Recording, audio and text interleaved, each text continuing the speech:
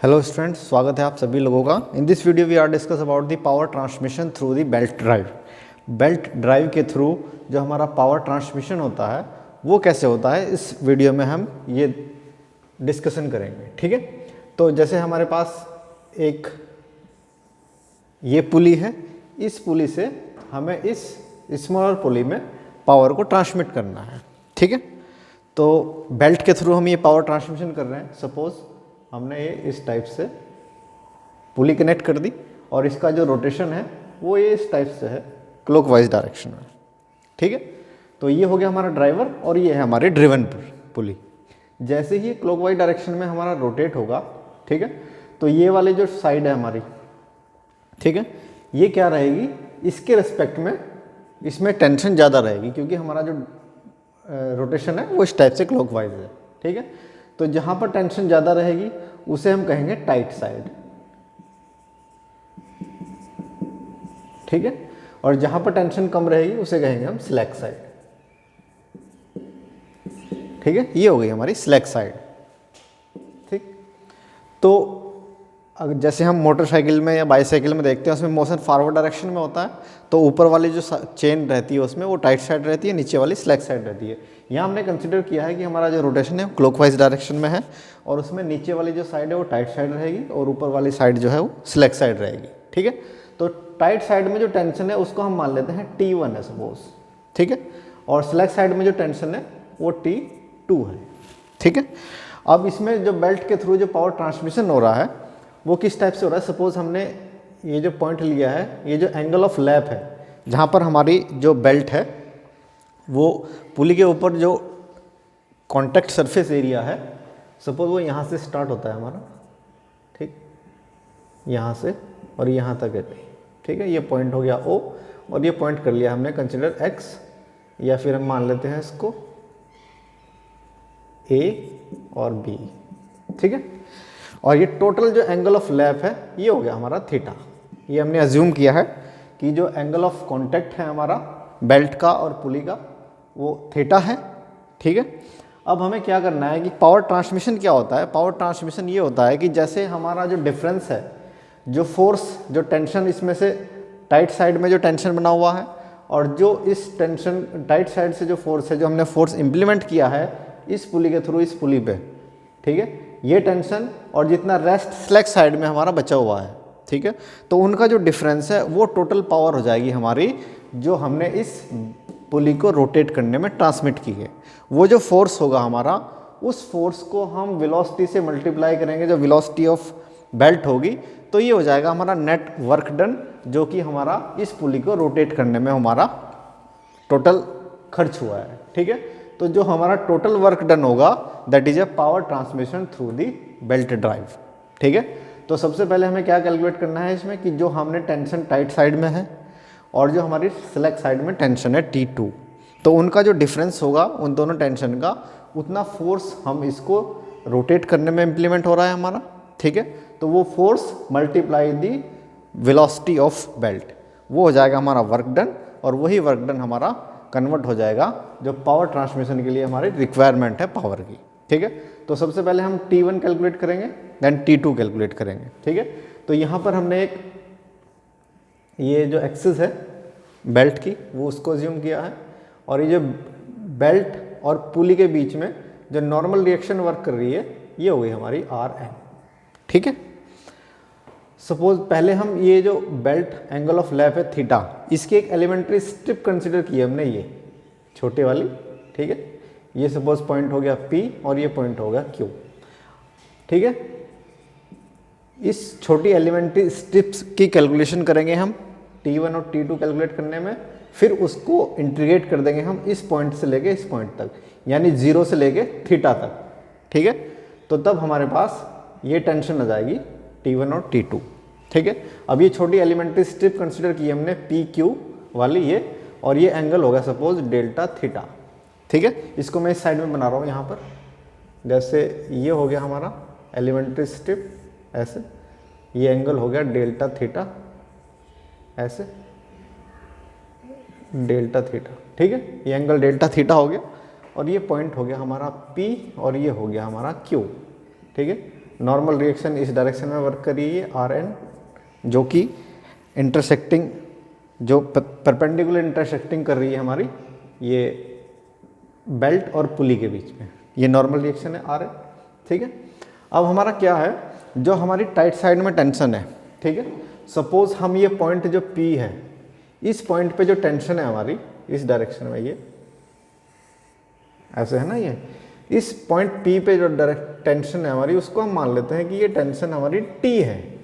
ठीक है, तो Q पे टेंशन कितनी हो जाएगी हमारी, इस T से थोड़ी ज़्यादा होगी।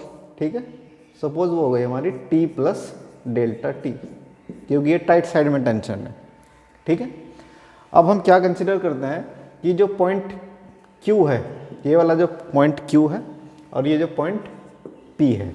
ठीक है, अब यहाँ पर जो हमारा फ्रिक्शन जनरेट हो रहा है पॉइंट Q और पॉइंट P और Q के बीच में, बेल्ट और पुली के बीच में, वो क्या है हमारा F, which is oppose the moment of the belt. जैसे पुली हमारी इस डायरेक्शन में मूव कर रही है तो हमारा फ्रिक्शन फोर्स क्या हो जाएगा, ऐसे हो जाएगा वर्टिकल F। ठीक है, ये हो गया हमारा फ्रिक्शन फोर्स। अब ये जो पॉइंट P है, इस पॉइंट P से हमने एक वर्टिकल डाउनवर्ड डायरेक्शन में लाइन ड्रॉ की है और इस Q से भी। ठीक है, ऐसे।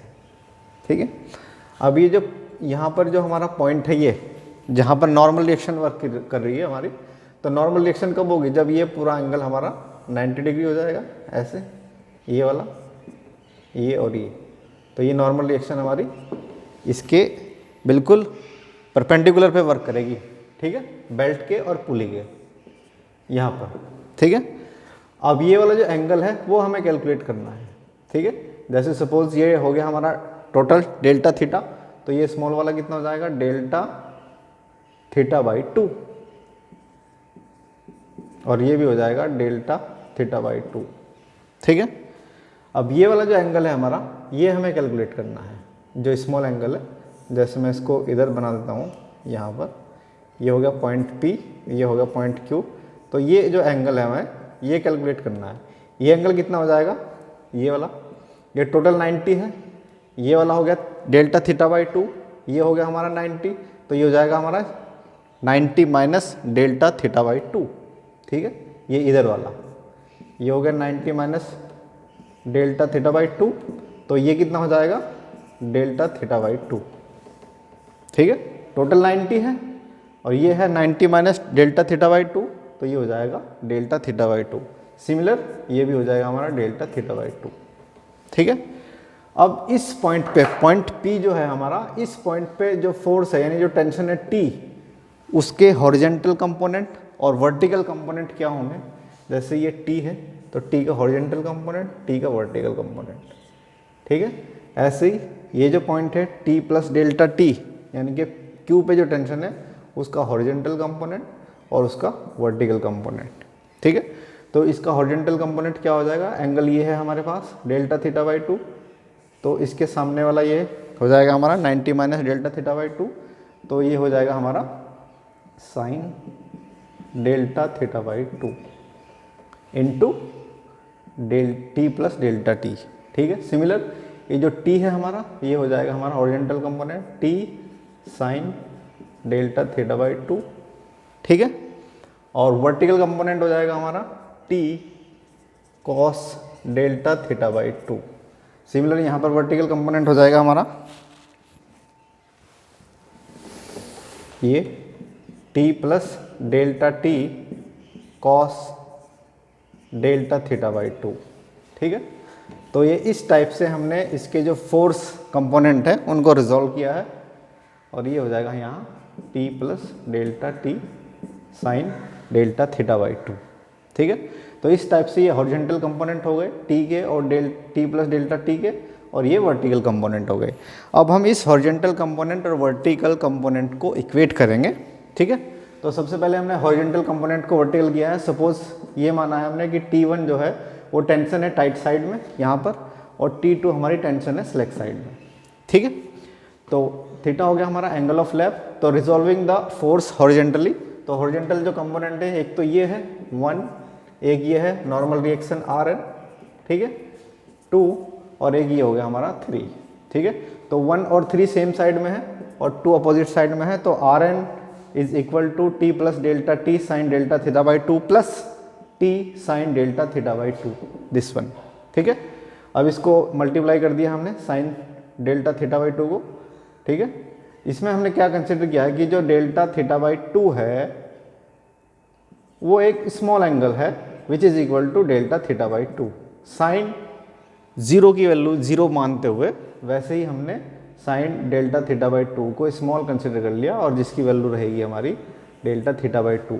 तो साइन डेल्टा थीटा बाई 2 को हमने डेल्टा थीटा बाई 2 से रिप्लेस किया है यहाँ पर, ये ठीक है ऐसे। तो फिर उसको एक्सप्लेन किया है हमने t plus delta theta by 2 plus delta t into delta theta by 2 plus t into delta theta by 2, ठीक है। अब ये स्मॉल क्वांटिटी है डेल्टा t और डेल्टा थीटा बाई 2 ये भी स्मॉल क्वांटिटी है, तो इसको हमने नेगलेक्ट कर दिया इस पोर्शन को, ठीक है। इस वैल्यू को हमने नेगलेक्ट कर दिया है और हमारे पास रेस्ट क्या बचा है t delta theta by 2 plus t delta theta by 2 which is equal to t delta theta by 2। ये हमारी हो गई इक्वेशन 1, ठीक है। सिमिलर हमने वर्टिकल कंपोनेंट को रिजोल्व किया है।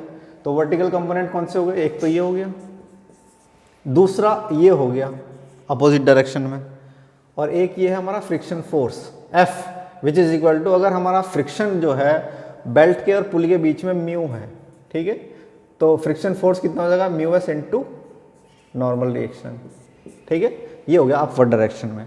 तो 1 और फ्रिक्शन फोर्स सेम डायरेक्शन में है, यानी म्यू एस इंटू आर ये this one plus T cos delta theta by 2 which is equal to T plus delta T cos theta by 2, ये वाला, ठीक है।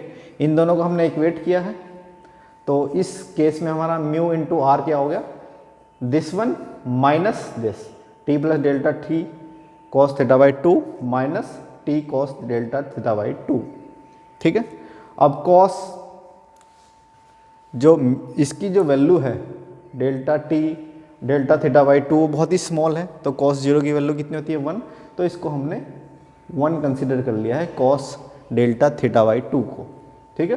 तो ये क्या हो जाएगा T plus delta T minus T which is cancel out, T से टी कैंसिल हो गया, तो हमारे पास डेल्टा टी बच गया which is equal to mu into R is equal to delta T और R equals to delta T upon mu. ये हमारी इक्वेशन नंबर 2 हो गई, ठीक है। अब इक्वेशन 1 से हमारे पास नॉर्मल रिएक्शन की वैल्यू आई है टी इंटू डेल्टा थीटा, और इस इक्वेशन 2 से नॉर्मल रिएक्शन की वैल्यू आई है हमारे पास डेल्टा टी अपॉन म्यू। इन दोनों ही नॉर्मल रिएक्शन को हम इक्वेट करेंगे यहाँ पर, t into delta theta is equal to delta T upon mu, ठीक है। तो यहाँ से क्या आ गया, इस t को हम इधर ले शिफ्ट कर दिया हमने, तो delta T upon T which is equal to mu into delta theta. अब ये एलिमेंट्री स्ट्रिप की कैलकुलेशन थी। अगर हमें पूरी एंगल ऑफ लैप की कैलकुलेशन करनी है तो इसको इंटीग्रेट कर देंगे 0 से लेके थीटा, क्योंकि थीटा एंगल हो रहा है पूरा, तो 0 से लेके थीटा तक इसको इंटीग्रेट कर देंगे, ठीक है। तो वही किया गया है यहाँ। और टेंशन कितनी हो जाएगी, टेंशन यहाँ पर डेल्टा ये थी और यहाँ पर टी थी, और इस केस में टेंशन कितनी है T2 से लेके T1, T2 हमारी स्लैक साइड में टेंशन है, तो इस पूरे को इंटीग्रेट किया हमने T2 से T1। T2 क्या है स्लैक साइड में टेंशन, और जो मैक्सिमम टेंशन है वो T1 है, तो T2 से T1 इसको इंटीग्रेट किया है डेल्टा टी अपॉन टी को which is integration of 0 to theta, ये जो एंगल ऑफ लैप है पूरा, म्यू इंटू डेल्टा थीटा। तो ये हो जाएगा म्यू कांस्टेंट हो गया, integration of 0 to theta delta theta, और इसका जो इंटीग्रेशन होगा 1 अपॉन टी का ये हो जाएगा लॉग टी, और इंटीग्रेशन T2 से T1, ठीक है, which is equal to delta theta का इंटीग्रेशन होगा थीटा और 0 टू थीटा, ठीक है। तो ये आ गया म्यू थीटा, और यहाँ पर आ जाएगा हमारा log of T1 minus T2, जैसे हम करते हैं लॉग 1 अपॉन एक्स, ठीक है। लॉग x की लिमिट है हमारे पास 1 से 2, तो इसको हम कैसे लिखते हैं log 2 माइनस log 1, या फिर हम इसको लिख सकते हैं log 2 अपॉन 1, ठीक है। तो इसी तरीके से हमने ये किया है यहाँ पर log of T1 upon T2, ठीक है। T1 माइनस T2 था तो इसको नीचे ले गए हम log of T1 upon T2 which is equal to mu theta. अब इसको क्या किया हमने, एंटी लॉग कर दिया, तो ये हो गया हमारा T1 upon T2 which is equal to e to the power mu theta. तो इस तरीके से हमने ये जो टेंशन थी बेल्ट के बीच में स्लैक साइड में और टाइट साइड में वो कैलकुलेट की है, ठीक है। अब हमें पावर ट्रांसमिशन जो हो रही है इससे वो कैलकुलेट करनी है। तो P क्या हो जाएगा, जो हमारा टोटल फोर्स जो इम्प्लीमेंट हुआ है इसको रोटेट करने में which is equal to difference of two tension यानी T1 माइनस T2 इनटू जो वेलोसिटी ऑफ बेल्ट है इनटू V, इतना वाट जो है वो पावर ट्रांसमिशन होगा थ्रू दी बेल्ट ड्राइव, ठीक है। तो ये आप लोगों की समझ आया होगा बहुत अच्छे से। Thank you.